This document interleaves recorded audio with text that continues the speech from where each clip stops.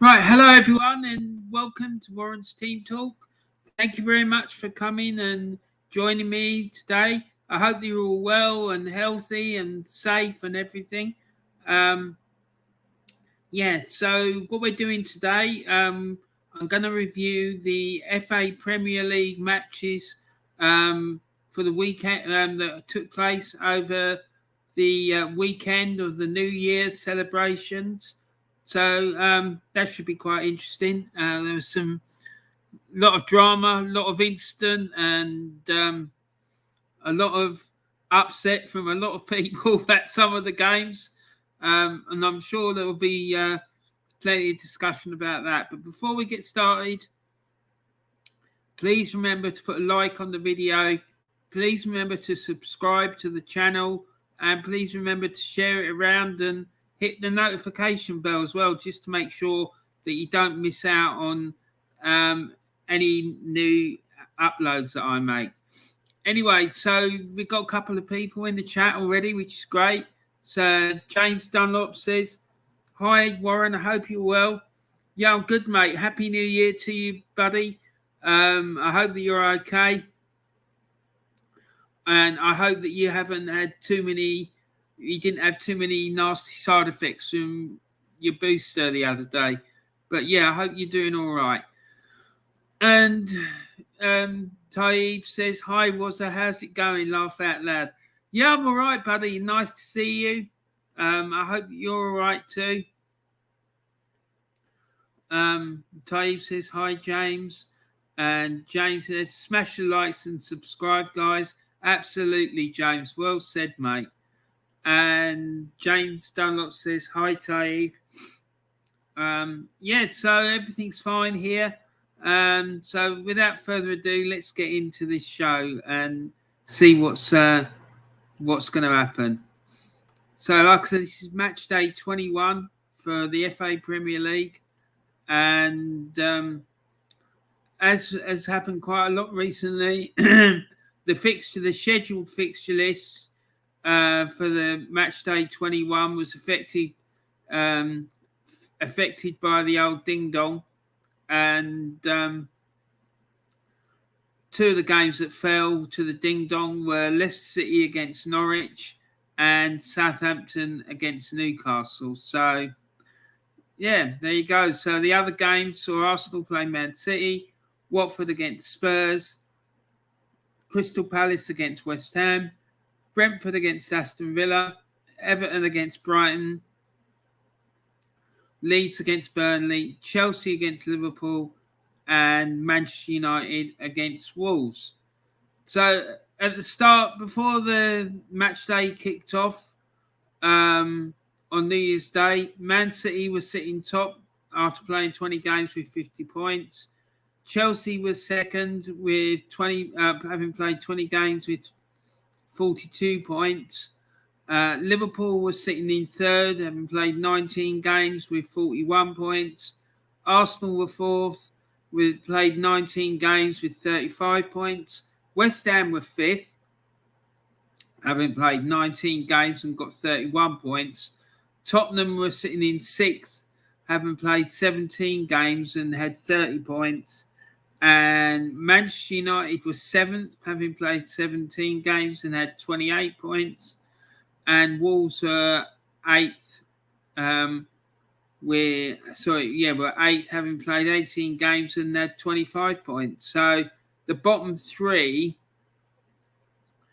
were included Burnley, having played 15 with 11 points. Newcastle, having played 19 games and 11 points.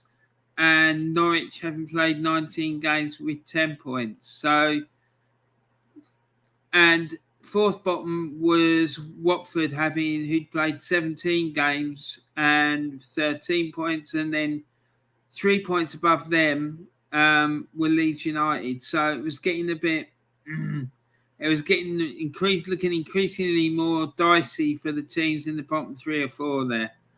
So James says, "I'm fine. It was mainly a sore arm I suffered, but that's expected." Yeah, unfortunately, mate, it is. mate of mine, he had it, and he couldn't even sleep on his side because his arm was so sore. And Taib says, I got given a free bottle of Italian wine from work, laugh out loud, although I don't drink wine. Oh, well, I guess you can always give it away for a present for someone. Taib, never mind, no, mate. At least they gave you a nice present, I guess. Even though you don't drink wine, but still, there you go. Right, so onwards we go. So the first game of the weekend on New Year's Day took place at the Emirates Stadium, where Arsenal took on Manchester City and Granit Xhaka, who I felt was playing for Manchester City most of the time, given the madness that he got up to in this game.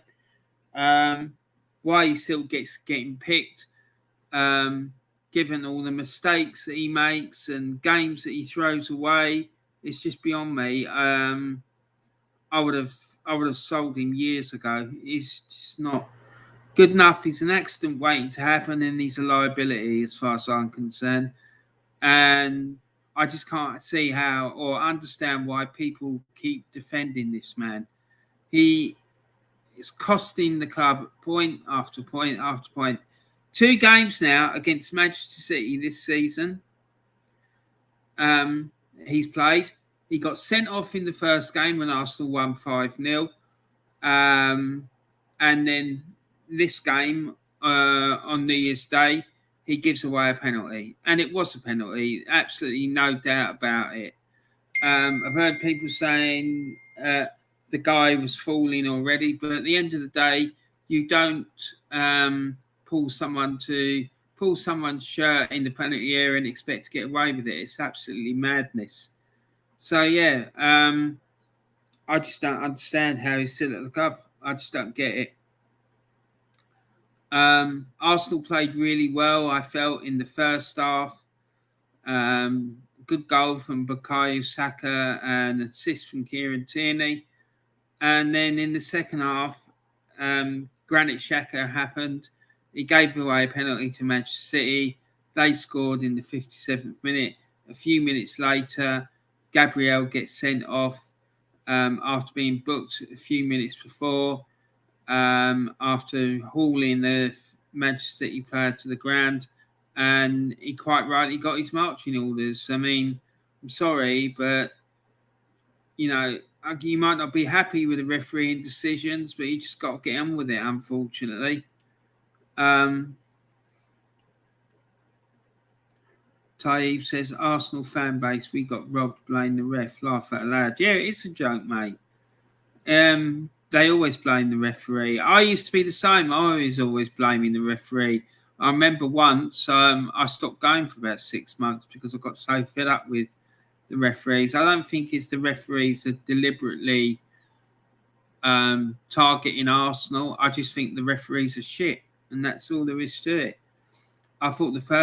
James says, I thought the first half he played really well. Man City struggled, but what on earth was Granit Xhaka doing giving the penalty away? Brain dead. You can't hold someone's shirt with VAR around. No, you can't. And he does this all the time. All the time. You look through his Arsenal career and he's constantly giving away free kicks, giving away penalties, getting sent off, making mistakes that leads to goals. In fact, there is a stat out there somewhere, if you look for it, which shows that there's no other player in the Premier League who has made more mistakes that lead to opposition goals than what he has. I mean, I just can't understand it. He's a liability. It's like playing with 10 men. And then when you have someone, like before, when we had Mesut Ozil in the team, and you have him, and then you have Hector Bellerin, you like playing a game almost with 8 players because the other 3 are just absolutely useless. I'm sorry, but he has to go. He really does. And how he keeps getting played is beyond me. For me, that's like it points to Mikel Arteta's inability to make sound judgments. I'd certainly question his judgment on several issues, but picking of Granit Xhaka is one of them. Because, you get the likes of Kevin Campbell sitting there saying, yes, it's the players, that's the players' fault. That's why the club's not performing. Well, there's a simple answer to that, isn't there? If it is the players, don't pick them then. Yet they still get picked.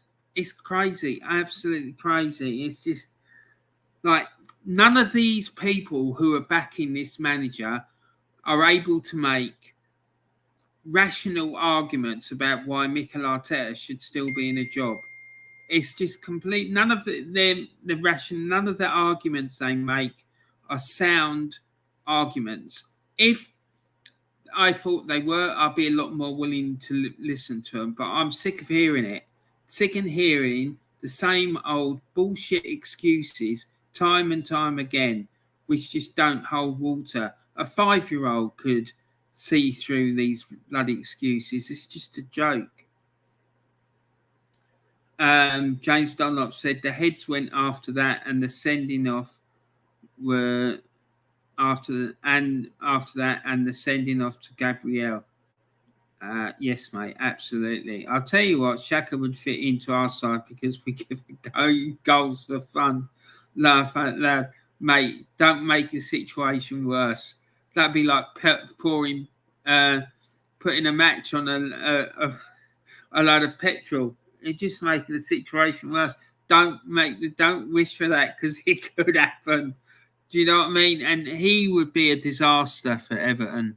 It really would. I wouldn't wish that on you any shape or form. In fact, to be honest with you, I wouldn't play Granit Xhaka in a pub team, let alone a Premier League side. That's for sure. So yeah, Arsenal lost the game by 2-1. First half, I thought we played really well. We could have been, on another day we might even have had scored 2 or 3 in that first half, but we didn't. We let Manchester City back into the game through our own stupidity. So hopefully these players would learn from this. However, given they got Mikel Arteta coaching them, I doubt it. So the match stats for the game tells its own stories. Arsenal had 7 shots, 2 of which were on target. And Manchester City had 15 shots, 2 of which, again, for them were on target. Arsenal had 28% possession, which I guess is to be expected. Manchester City had 72%. Arsenal made 249 passes. Manchester City made 644. The pass accuracy was 71%, and Manchester City's was 88%. So it's obviously there an issue with Arsenal's passing in that game. It obviously wasn't good enough. And if you want to play, I've heard people saying that Mikel Arteta wants to play a possession-based game. Well, if he wants to play a possession-based game, he needs to be getting more than 28% possession in the game in order to be able to make it successful. And I don't want to hear no crap about, well, Man City do that to everyone. I don't care what they do with other teams. I'm interested in what they do with Arsenal. And we should be closing them down better than that in order to get possession of the ball. We did in the first half. We played really well, but we need to keep that going over the course of 90 minutes, not just do it in periods of the game. Next game, Watford against Tottenham. Tottenham won the goal in the dying minutes of the game, thanks to a goal from Davinson Sanchez. 1-0, and the Tottenham bandwagon now is really starting to roll. And if we go back and look at the league table quickly, we can see that Tottenham are sitting in 6th now. They're on 30 points, having played 17. And they're 2 games in hand on 4th place Arsenal and 5 points behind. They have to play Arsenal soon. And they've got 2 games in hand on them. So if they win the games in hand and they beat Arsenal, that will mean that they will be on 39 points. Arsenal will be on 35, so they'll be 4 points clear of them. So, yeah, the warning signs are there for Arsenal and Mikel Arteta. So I suggest that they take heed, because if they don't, they're not going to get European football. Never mind never mind top four. The match stats show that Watford are again, they're struggling. They had 6 shots, 4 of them on target, 25% possession. They made 251 passes and had a pass accuracy of 66%. Tottenham had 21 shots, 9 were on target, a possession of 75%, and 715 passes with a pass accuracy of 88%.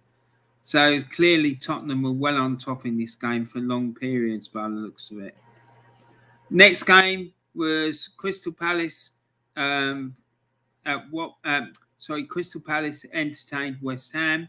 West Ham raced into a 3-goal lead at half time, and then Palace hit back in the second half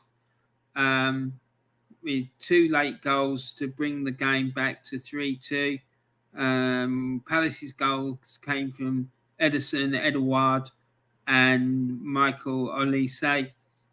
West Ham's came from Mikel Antonio and 2 from Manuel Lanzini. So good win for West Ham, and they seem to be recovering from their little blip that they had recently, and they're back on their top 4 charge again. So it's another team that are breathing down the necks of Arsenal. However, even with their games in hand, I think that they, I don't think that they will end up above Arsenal. Yeah, so if we look, West Ham haven't got any games on hand on Arsenal, but they're 4 points behind. So they need Arsenal to slip up and keep winning. As for the title, James Dunlop says, Man City have the full advantage. Yeah, mate, they're 8 points clear. Liverpool got a game in hand, but if they win that game in hand, they'll still be 6 points behind City. So it's City's to lose at this stage, which I find astonishing given they haven't got a recognised striker in the team. Watford defended really well until the late winner. Tottenham may not be playing amazing football, says James, but they are getting the results. That's the effect Conte has made. Yeah, he's a top quality manager, mate. He knows what he's doing, and this was my worry about when they signed him, that he will, wherever he goes, he was going to have that sort of effect, and he would have the team performing, because he's done it time and time again. He does it everywhere he goes. So it's no surprise to me that he's done that. I would have loved to have seen him at Arsenal. And I'm surprised that United didn't try and get him. But mind you, they might have seen the mess that United are in at the moment. I think they may have struggled to persuade him to come. James Dunlop says West Ham didn't half make it difficult for themselves near the end. Credit to Palace for fighting back, but big 3 points for West Ham. I couldn't have put it better for myself, mate. That Palace team, I think they're a really, really good side, and the results they've had this season, it doesn't really do them justice. They haven't really done themselves justice, I don't think. I think they're better than 11th in the table, which is where they are at the minute. So, yeah, I'm surprised that's where they are. But Patrick Vieira's done a great job there, I think. That's not to say that I want him at Arsenal, by the way. I think it would be a big mistake to employ him. Not because I don't rate him as a manager, but I just don't like the idea of an ex-player coming in, and particularly a legend like that, because if it goes wrong, then you're going to have the situation we've got now at Arsenal, where people make the most ridiculous and stupid excuses and to defend a manager who's just not up to it. And that's what would happen if it was Patrick Vieira or Thierry Henry in charge. You'd never ever get rid of them. Be the same, like, for example, if Kevin Sheedy or Neville Southall came in to manage Everton, or Big Dunk came in to manage Everton, or the situation like with Kenny Dalglish being Liverpool manager, I just don't think it works.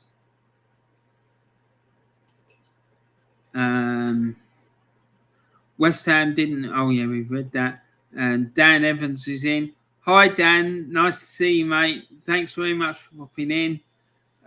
Just so you know, Dan, you did really well with your predictions this week, so well done, my friend. Yeah, I'm doing really well, thanks. Really, really well. I'm just going through the matches at the weekend in the Premier League, or over the New Year's. So in the Palace-West Ham game, Palace had 22 shots, 6 were on target. They had 63% possession, made 558 passes, and had an 87% pass accuracy. West Ham, on the other hand, had 10 shots, 5 of which were on target. They had 37% possession, made 339 passes, and they had a pass accuracy of 72%.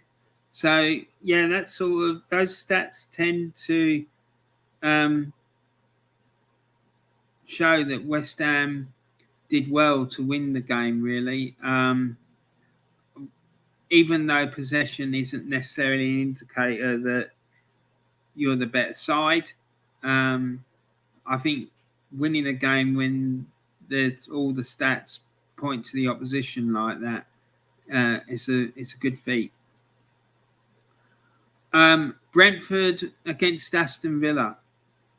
Brentford won this game 2-1. Now, I'm surprised about that. I thought the Villa would probably win this game quite comfortably because I think Brentford's form has slumped of late after their early season successes. And they took the lead in the 10th minute through Danny Ings. And then Brentford then struck back through Wissa, and then I can't even say the guy's name, bless him, Riaslav late in the game to win the game for Brentford. So fair play to Brentford. That's a great result for them because Stevie G, or Slippy G, as I like to call him, has done really well since he came back to England and has been managing Villa, to be fair to him. So, yeah, good result for Brentford. James says, great win for Brentford. Villa, for me, are 2 up and down this season. Yeah, that is something that Steven Gerrard needs to address if he wants to be successful. It's the inconsistency. But I guess he's got a lot of new players in the team, and that's probably not a surprising thing. If they're not particularly used to playing with each other, I'm sure that the consistency will come. But yeah, it's a good win for Brentford. Dan says, have you covered the United game yet? No, not yet, mate. We're coming to that one. Don't worry. Or will that be in the next episode? No. We're going to do it. We're going to do it today. It'll be coming up. Don't worry, man. Then the match stats. Brentford had 10 shots, 4 of which were on target. They had possession of 45%. 400 passes were made, and they enjoyed a 74% pass accuracy. Villa, on the other hand, had 16 shots, 5 of which were on target. They had 55% possession, made 491 passes, and had a pass accuracy of 81%. So yeah, there was Brentford did really well, like I say, and they will be very happy with that victory. Next game saw Everton take on Brighton at Goodison Park, and it was Brighton went into an early 2-goal lead at Goodison Park and looked in complete control for most of the game. Anthony Gordon scored 2 goals for Everton, but to be fair, from what I've seen of the game, and they didn't really look like there was ever any danger of losing it. And I said when we were covering the game on the Match Day Live, I was saying I wonder how much longer it's going to be before the Everton board pull the plug on Rafa, because this slump that Everton are on, it can't be allowed to continue. Something needs to change, but I don't think getting rid of Rafa is going to solve the problem. I really don't. I rate Rafa. I think he's a really good manager. And from what James has said before on my streams, I believe there's a bigger problem with the management of the club in general, with the senior management and the board and the rest of it, and it needs a root and branch investigation and sorting out top to bottom. James Donlott says Brighton fully deserved to win, but as for Everton, an absolute disgrace again. Benitez, to me, needs to go. He's never going to get the fans on side. That's probably true, I'd suspect, unfortunately. And as for Farhad Moshiri, get him out of our club. Mate, I'm not laughing because I think the situation that Everton are in is funny, because I don't. It pains me to see one of England's greatest clubs, and they are one of England's greatest clubs, struggling like that. The reason I was laughing because of what you said about him, because he does need to go. I mean, how he can be at the helm of such an illustrious club like Everton and make such a pig's ear of it is just beyond me. It's just unbelievable. And I feel your pain, mate, because I feel the same way about Arsenal. I find it really painful, and I get sick of it. And I get tired of all the crap that gets spoken about my club as well. I just despair about it, to be honest. James Dunlop says, for players I felt sorry for was Calvert-Lewin, Anthony Gordon, Damari Gray and Jordan Pickford. Them 4 players tried their hardest. The rest of the players were cowards. Wow, strong words, James. But yeah, you know that team better than any of the rest of us, so I'll back your judgment on it, mate.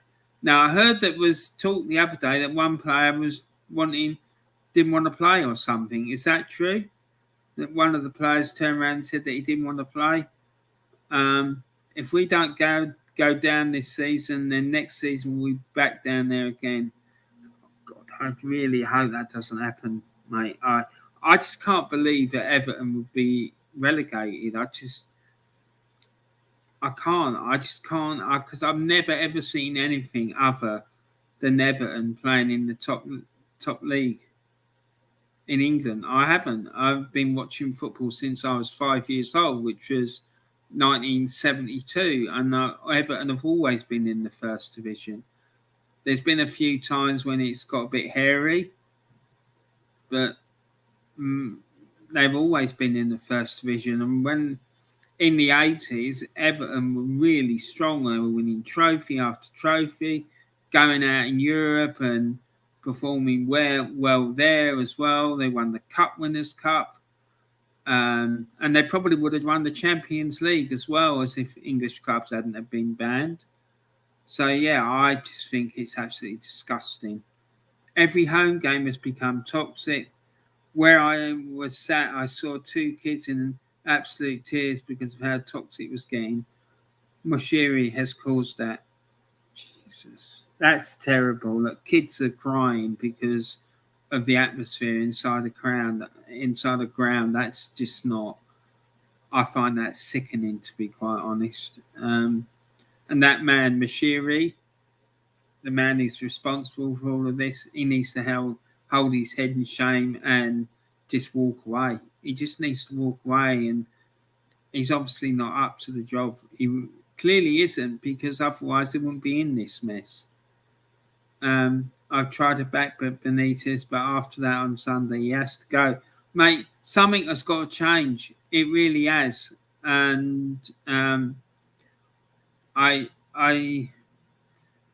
think you're probably right, but and the same token, I'm not sure that getting rid of Benitez is going to solve that much. If it's like, how can I put it? It's like if you had a garden full of weeds, right, and you pulled out a couple of weeds without treating the roots, right, the weeds are going to come back.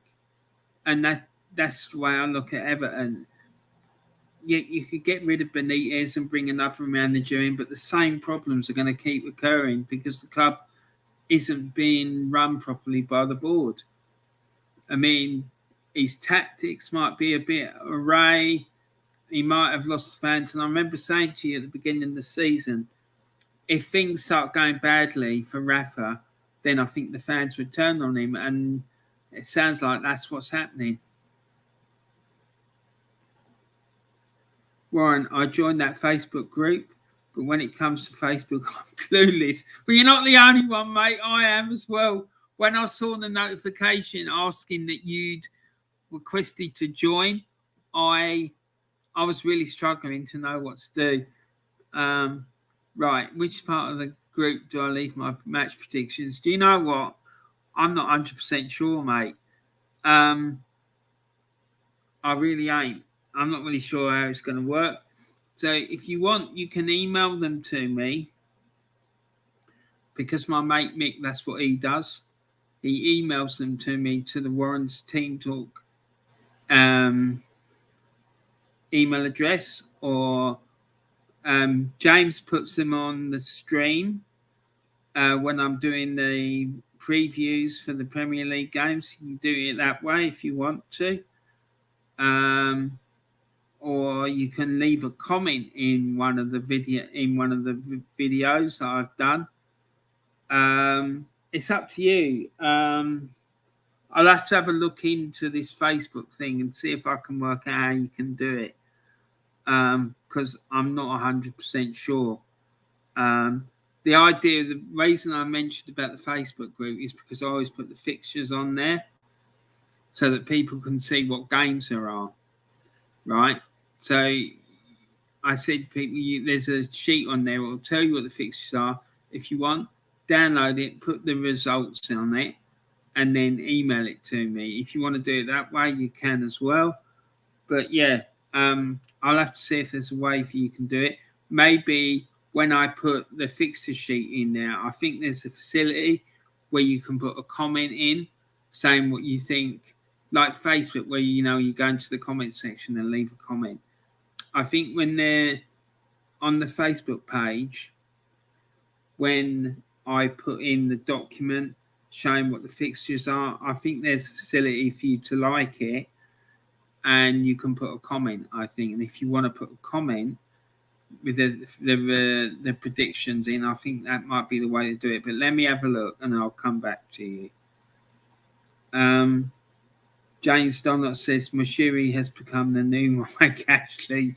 Oh God, it's not that bad, is it? Jesus. Dear oh Lord. And James says, one bit of news is we've just signed a right back from Rangers. Yeah, he's a good player, that lad. If it's the one I'm thinking of, he's very, very good. A very good player. And was it Everton that as well that signed or was he the Ukrainian fella that got signed? Is he the Ukrainian? But there's a Scottish guy who plays for Rangers who was a right back as well. I'm not sure if that's him or the fella that you signed. Is he Ukrainian? I'm not sure, because I heard that someone, I think it was Everton, had signed a Ukrainian defender, and I'm pretty sure it was Everton, but I'm not. I don't know, James. But the right back that I'm thinking of at Rangers, I'm sure he was a Scottish lad, but I really don't know. Dan says, I'll email you them. Much easier for me. Cheers. That's not a problem, mate. Any way that I can make it easy for you, I will. Hold on, let me just put it in here.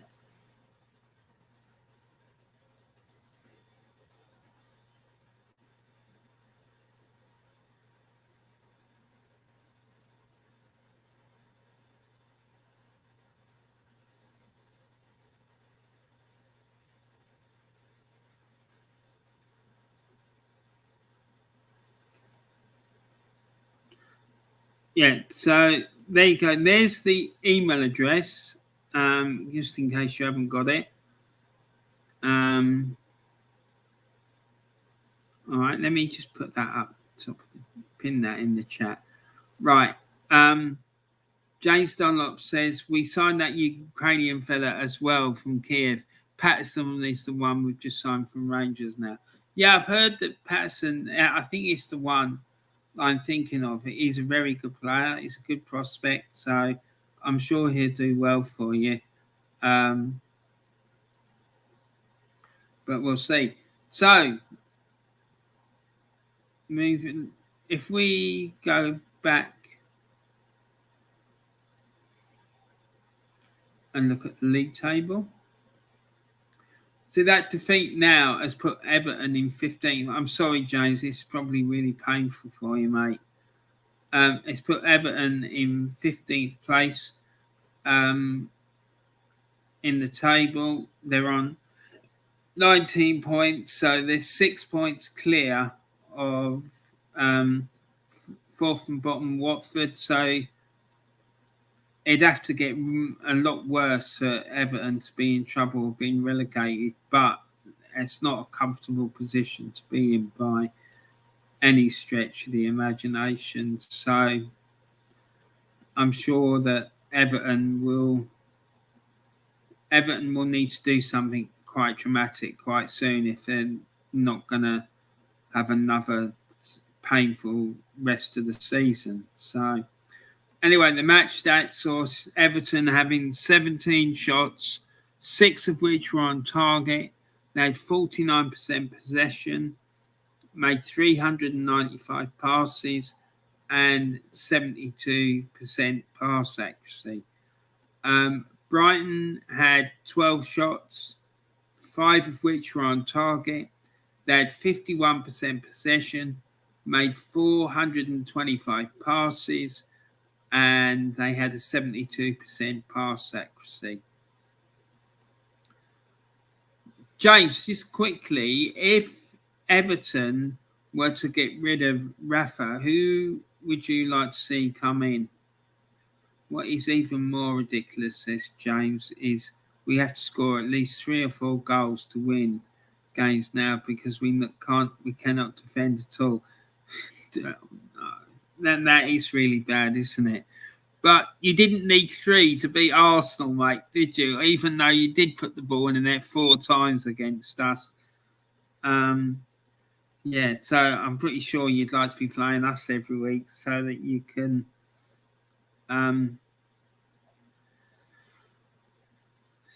get a few more victories. Because in that second half, I thought you played quite well, to be honest. James says, as I said, Brighton deserved the win and fair play to them. The only man I give the job to is Duncan Ferguson till the end of the season.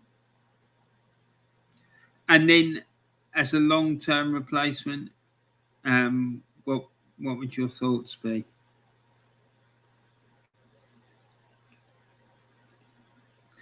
So the next game, Leeds against Burnley. Leeds won this game 3-1. I was covering this on the Match Day Live on Saturday. and Leeds took the lead just for half time, and then Maxwell Cornet equalised for Burnley just after, and then Stuart Dallas put Leeds in front, and then Daniel James got the third one into the second minute of injury time, and it was quite a good game actually. I thought Burnley played really well. They were playing some really good football. And I thought they were a bit unlucky to lose the game. I don't think they deserved to lose the game as heavily as by 3-1, to be fair.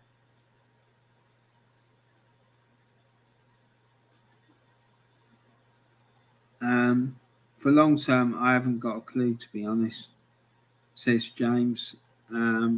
Huge win for Leeds, but as for Burnley, they're not having any luck at all this season. And they didn't have any luck in this game at Ellen Road at the weekend, I didn't think, because I was watching the game on my phone whilst doing the match day live and sort of doing a sort of watch along for it, because the other games there wasn't much happening. So I thought, right, I'm going to just do a watch along for one of the games then. And yeah, Burnley seem to be playing some really good, attractive football, but they just couldn't penetrate Leeds, unfortunately for them. But Leeds, when they got their chances in the second half, they took them. And at this level, if you get chances, you've got to take them, otherwise you're going to get punished, and that's what happened. So yeah, good win for Leeds, and they needed it because they were getting perilously close to the drop zone. So they'd be very happy with that. Leeds had 22 shots, 7 on target, 56% possession. They made 360 passes, and they had a pass accuracy of 70%. Burnley, on the other hand, had 8 shots, 2 of which were on target, and possession, they had 44%. They made 297 passes, and they had a pass rate of 59%. Then the big game of the weekend, according to a lot of people, saw Chelsea take on Liverpool at Stamford Bridge. Liverpool raced into a 2-goal lead through Sadio Mane and Mohamed Salah. And yet again, elbows Mane was at it again. I just want to know when referees are going to wise up to this fella, because he keeps doing this all the time, elbowing people. And it needs to be stopped. It needs to be stopped. I just don't understand how he's allowed to get away with it. Like forearm smashing people. He did it at Kieran Tierney. He did it at Chelsea. And it's not the only time. Those two incidents aren't the only time that he's done this. He's a great striker. He is, don't get me wrong, but he needs to cut that out of his game. And the game against Chelsea, he did it really early on in the game as well. After, I don't even think there was a minute gone and he'd done it. So, yeah, it needs to be cut out, and he needs pulling up over it. Chelsea then pulled the game back, brought it back to 2 each just for the break, through goals from Mateo Kovacic and Christian Pulisic. And in all fairness, probably a 2-2 draw was the right result. Dan Evans says, this is just making me sad seeing all those games, that all these games went ahead. Stockport's got cancelled and it was away, and I had tickets and everything. The opposition pulled the COVID card after Boxing Day. Yeah, that is upsetting, I can imagine. And I like the way you put it, Dan, because I think a lot of clubs, how can I say this without getting into trouble? A lot of clubs are finding it creative way to get games cancelled, let's say, at the moment. If they feel that they're not, if they're not going to be able to be competitive, I think that's the most diplomatic way for me to put it. So yeah, and I feel your frustration, mate, because I think games are being pulled far too easily.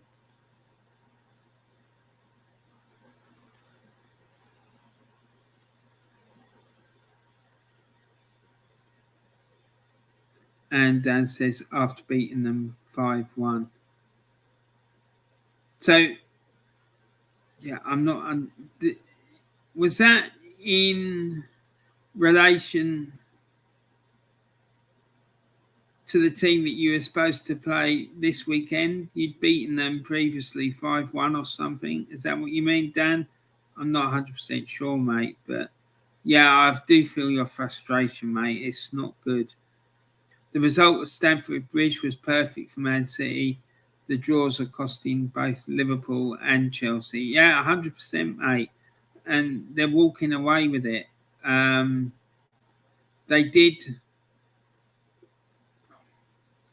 I think they're a bit fortunate that we're not as lethal in front of goal at the Emirates and as what we could potentially have been.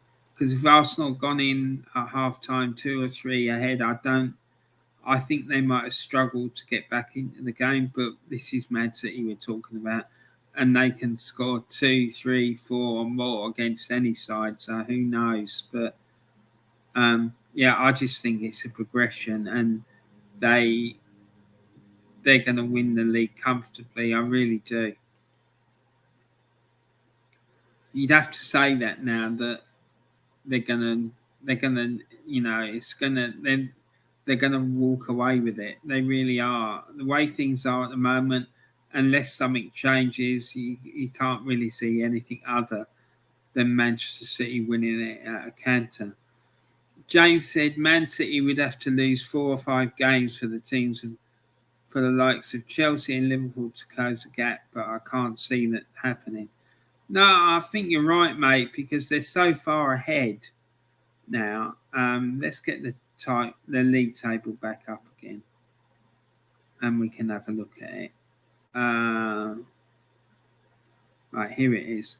So yeah, look, Man City, right? They're sitting on 50 points. No, hold on, that's not the one I want to look at. Hold on, that was the start of the game. So there is another league table down here. Ah, there it is. Okay, so Man City are sitting there having played 21 games and got 53 points. They're 10 points ahead of Chelsea and they're 11 points ahead of Liverpool. So, and they've got better goal difference than both Chelsea and Liverpool. And in regards to Chelsea, it's 11 goals better, which that's almost worth, that's another, it's like another point at least for them. So Chelsea would have to win 4 games to close the gap. Liverpool, yeah, Chelsea would have to win 4 games more than Manchester City. You just can't see that happening. You can't see Manchester City losing that sort of gap. It's too much, particularly as well with the goal difference that they've got. It's way too big a gap, in my opinion.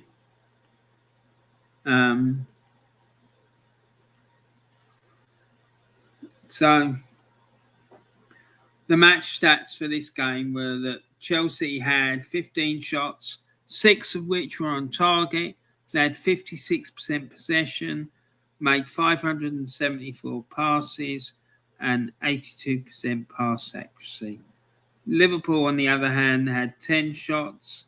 They had 6 shots on target, 44% possession, 463 passes, and a 76% pass accuracy.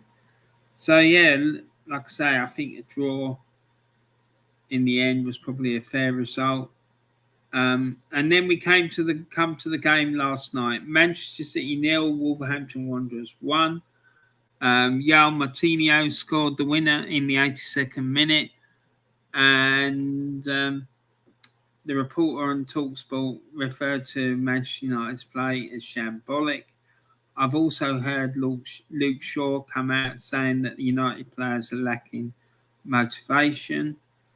I'm sorry, but I find that staggering. How, if you're playing for one of, if not the biggest club in England, if not in the world, and you're struggling to be motivated, sorry, you're playing the wrong sport, mate. It's just unbelievable. What is the matter with these people? It's just incredible. And apparently it wasn't like a lucky 1-0 win either. Wolves absolutely dominated them. And so for him to come out and say that is damning, in my opinion.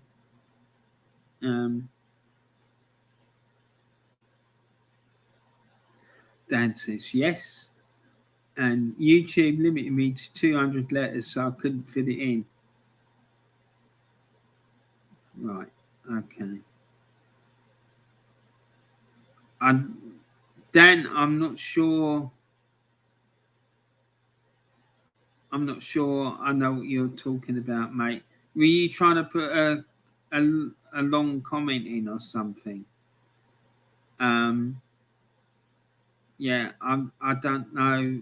If you're referring to a comment about the Man City game, I don't know, mate. Sorry.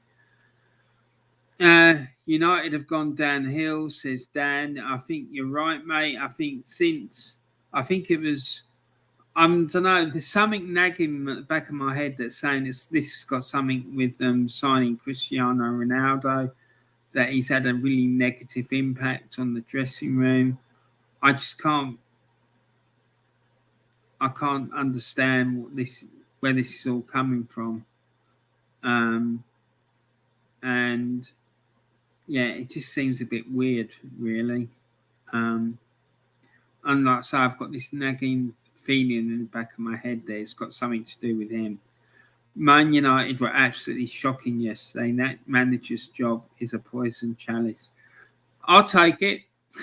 I'll take it. I'll take them down into the Championship. Don't worry about that. How can they lose motivation with Ronaldo on their team? This exactly, and you're playing football, right? Something which most of us would absolutely kill for, and not only that, you're doing it for one of the biggest teams in world football and England, and you're not motivated. I'm sorry, I don't get it. And a lot of those players that play for United as well, they've got some affinity to the club as well. So, and they're getting paid hundreds of thousands of pounds, some of them. I just don't get it. How can you not be motivated?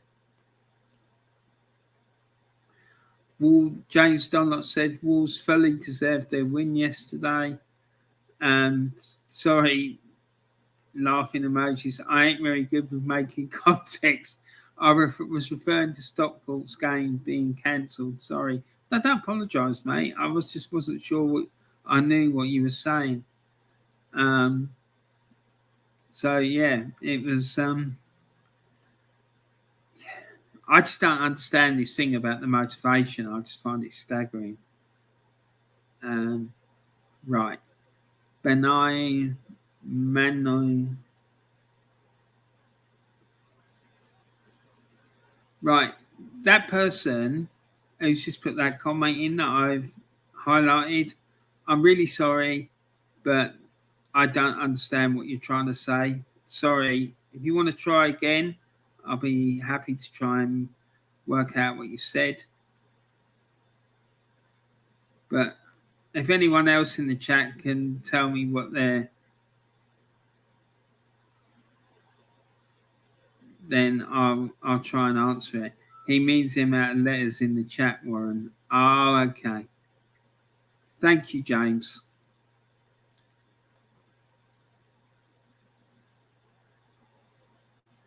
And James says, that comment from Ben I is another bot comment, Warren, just to let you know they appear on numerous streams.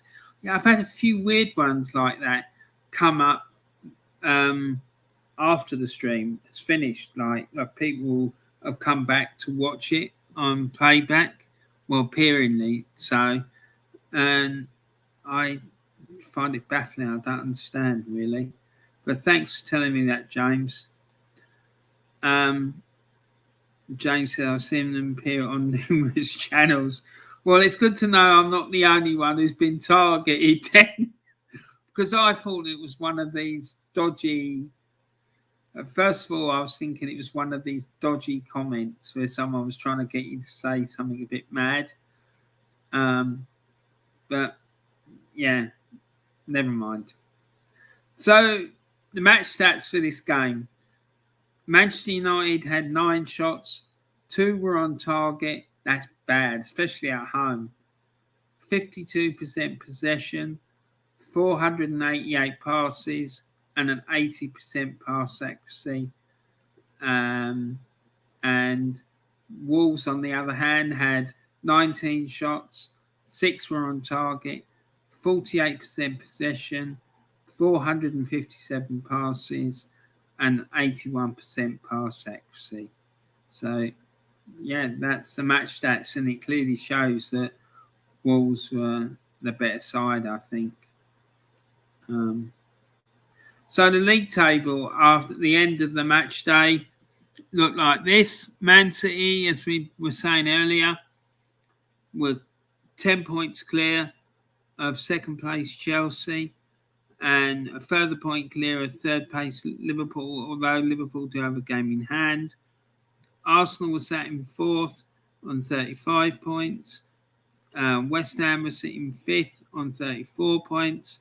Tottenham was sitting sixth on 33. Manchester United was seventh on 31, having played 19 games. And Wolves were sitting eighth, having played 19 games with 28 points. Brighton was sitting ninth, having played 19 games and with 27 points. And then if we go down, Everton were in 15th with 19 points. Leeds are sitting 16th, having played a game more than Everton on the same number of points on 19. Watford are on 17th, having played 18 games and 13 points. So there's a bit of a gap there between Everton and Leeds and Watford. But if one of those teams down the bottom starts to put a run together, they could put Everton and Leeds in danger, or even Southampton, to be fair. And then the bottom three is Burnley with 11 points, Newcastle with 11, and Norwich with 10.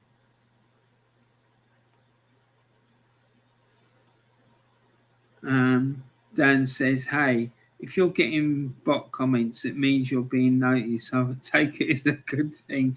Well, that's true. Yeah, that's nice to know. Yeah, that's a good way to look at it, mate. Yes, very good.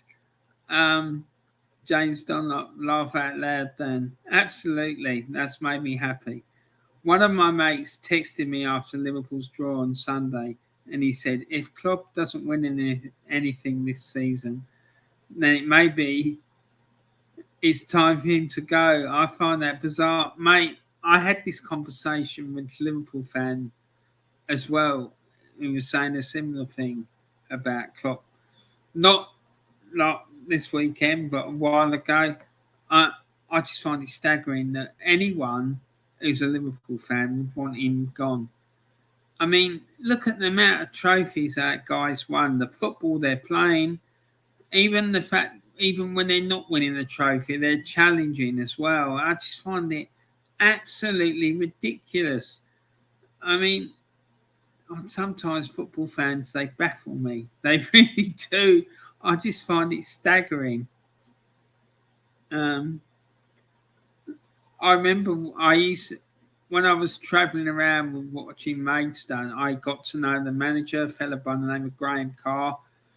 You might know him. He managed Northampton Town at one point, and he was managing them when they got over 100 points. And I remember the supporters, we at the time Mason had two goalkeepers. It was a bizarre situation because it was a bit like England in the 70s when they had Ray Clements and Peter Shilton competing for the number 1 jersey. And then we had this situation at Maidstone as well. The fans liked one goalkeeper and the manager liked another one. And I remember having a chat with him after the game, and he's going to me, Ron, he said, I really don't understand what you guys see in this Mark Beanie character. And it was Mark Beanie, the guy who went on to play for Leeds United, by the way. He goes, I don't understand what you see in him. He said, Nicky Johns, who was the goalkeeper he liked, he's made clearly the better goalkeeper. And he was just like getting really exasperated about it. And yeah, I just find it staggering. Some football fans are just mad. They are mad, absolutely mad. It just makes me laugh. Right, so let's look at the predictions and the actual results to see how we got on. So my predictions for the games. So Arsenal against Manchester City, I said that Arsenal would lose 3-0. They lost 2-1. The game between Leicester and Norwich got postponed. Watford against Tottenham, I said Tottenham would win by 3-1, and they won 1-0. Crystal Palace against West Ham, I said Palace would lose 2-1, and they lost 3-2. Brentford against Aston Villa, I said that Villa would win 2-0. Brentford won by 2-1.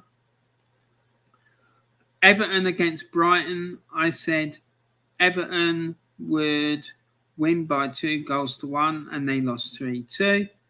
Leeds against Burnley, I said Leeds and Burnley would draw 1-1, and it ended 3-1.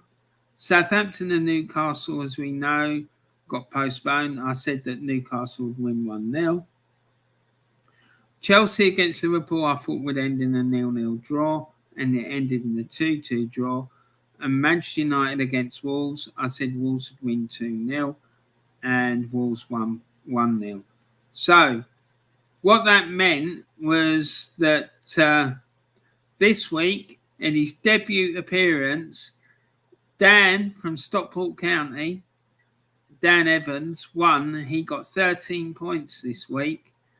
He got 1 5-point prediction, which is when you get the score and the result right. I predicted, say, that Chelsea beat Liverpool 3-1, and they did say beat Liverpool 3-1, so he would have got 5 points for that. And then he had 3 2-point selections. This is when you predict that the right team would win the game, but not by the right margin of victory. So, for example, you'd say that Arsenal win by 2-0 against Tottenham, and they win 4-2. And then he had 2 1-point selections, which is when you get the right team, predict the right team to win the game, but not the right margin of victory. So you say that Everton would beat Manchester United 1-0, and they win 2-0, for example. And then he got 4 0-point selections. This is when you predict completely the wrong team's going to win. So in total, like I say, he got 13 points. Second with 7 points was myself. Jamie never provided me with any predictions. Mick didn't either, but I think he might have gone away for Christmas. So, and then James Dunlop came third with 6 points. So that means that currently James is still out in front with 118 points. Mick's now slipped down to third. I've taken him over in second place. I'm on 96. Mick's on 94. Jamie H is in last spot with H, and Dan is on 13. So good week for Dan, and congratulations to James. He's still well out in front. So yeah, it's going to be interesting between now and the end of the season to see what happens. And Dan says, I got some of my predictions terribly wrong. We did better than the rest of us, mate, I have to say. And Dan Evans says, up the Hatters. Yeah, absolutely, mate, up the Hatters. And I think you guys should be scared of me. I'm worried, man. Now, after seeing that, your performance this week. So, yeah, I'm just going to spend some time bigging up the Guna Claude Trust. And James says it's still close points-wise. Yeah, it could change. Someone gets a really good week, gets, I don't know, 20-odd points, and someone else has a really bad week. It could all change around really quickly. But yeah, so the Guna Claude Trust, as I've always say, is a charity that was set up in memory of Claude from AFTV when he sadly passed away in the early part of last year. And it was set up to give disadvantaged people the opportunity to attend matches at the Emirates Stadium, and people get the opportunity to sit in one of the most exclusive parts of the ground in very salubrious surroundings. So, yeah, it's a really, really excellent charity, and has provided some excellent opportunities, particularly for kids. So, yeah, it's something that was really close to Claude's heart. And, I think it's really worthwhile charity. The link to the trust is in the description of the video if you want to go and check it out. And, excellent charity. So I'm also going to tell you about some excellent Arsenal YouTube channels. There's the Old Skool Gunner. He's been supporting Arsenal since 1992. He discusses all things to do with Arsenal and brings you insightful Arsenal content.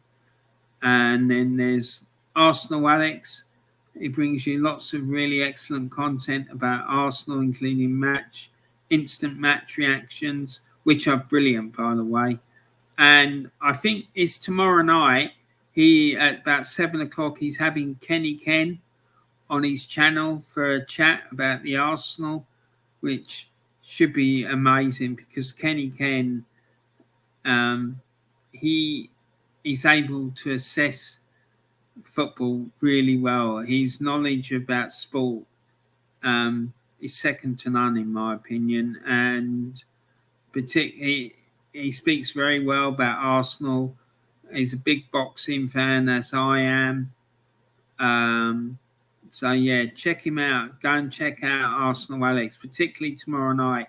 Let's get as many people in there as you possibly can. And when you go into his chat, tell him that I sent you. Tell him that Warren said to say hello. And then there's Drawn by Dre.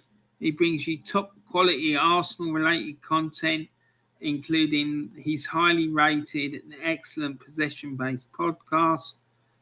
Then there's the Aussie Gooner. He discusses all things Arsenal from an Aussie perspective. This guy is amazing. I love him. The last time I saw him do a stream, he was going on about Tottenham. And he's going, I've heard all these people going on about fucking Tottenham this, fucking Tottenham that. And then he just gave his finger on screen like this and going, well, fuck you, Tottenham. I just thought it was brilliant. Absolutely hilarious. So, yeah, go and check him out as well because he's brilliant. Honestly, his channel is excellent. The way he breaks down the games when he's reviews and the stats that he puts in as well are really top quality. And it's not just the stats, it's the way he presents them as well.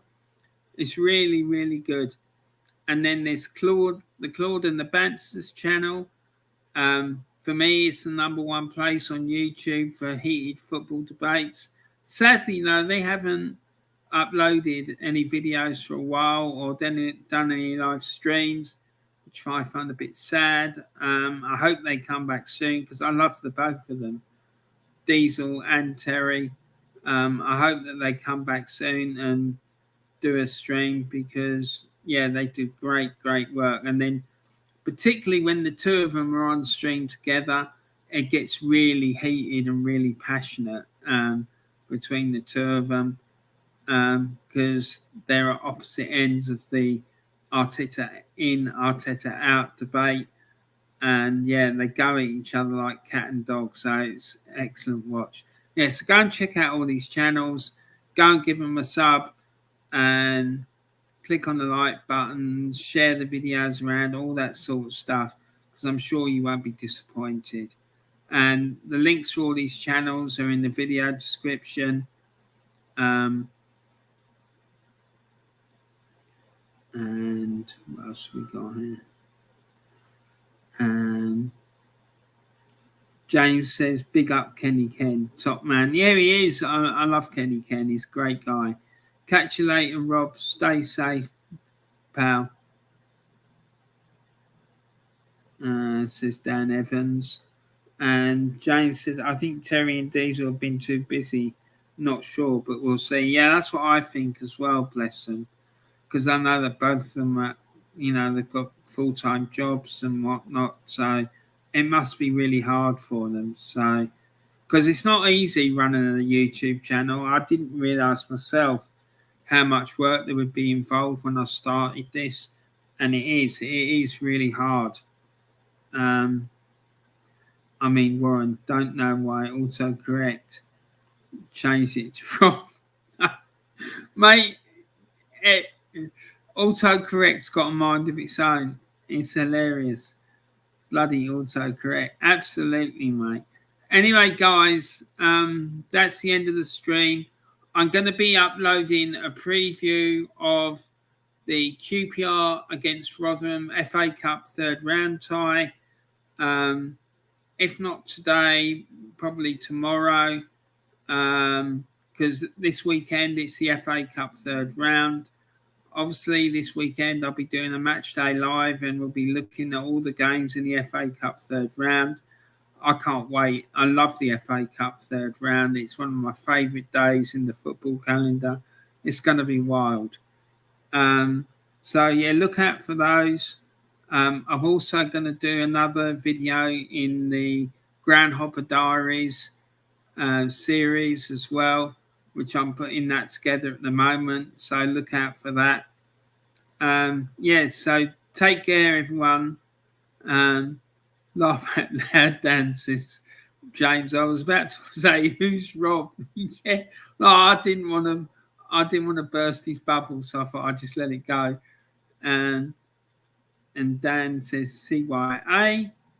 And Taib says Arteta out. Yeah, right out, mate. Right out down to the bloody job centre as far as I'm concerned. James Dunlop says, cheers, Ryan, Tech, K-Man. See you all, guys. See you all soon, guys. And you, James, you take care, buddy. And I look forward to speaking to you soon, mate. Ron, I thought you didn't have a calendar. Laugh out loud. What? Okay. Yeah, I do have a calendar. Taib, we missed your jokes. Laugh at. Mate, you are... Taib, you are an absolute comedian. Seriously, you should consider a career in comedy. It would be hilarious. Dan, I had stuff to do, bro. Laugh out loud. And Dan says, how dare you have a life?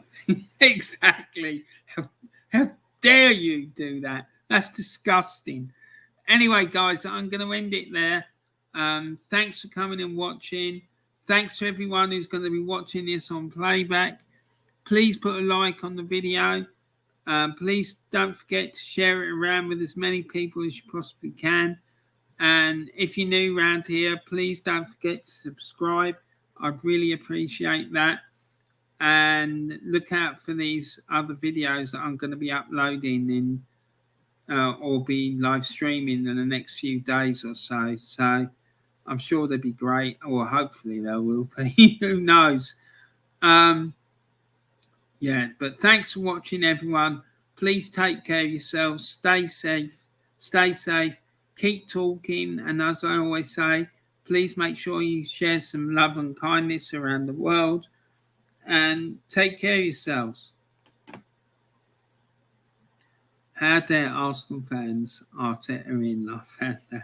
Yes. And shame on me. Laugh out loud, says Taib. Yep. Okay, guys. Thanks very much for watching. And I look forward to seeing you all again soon.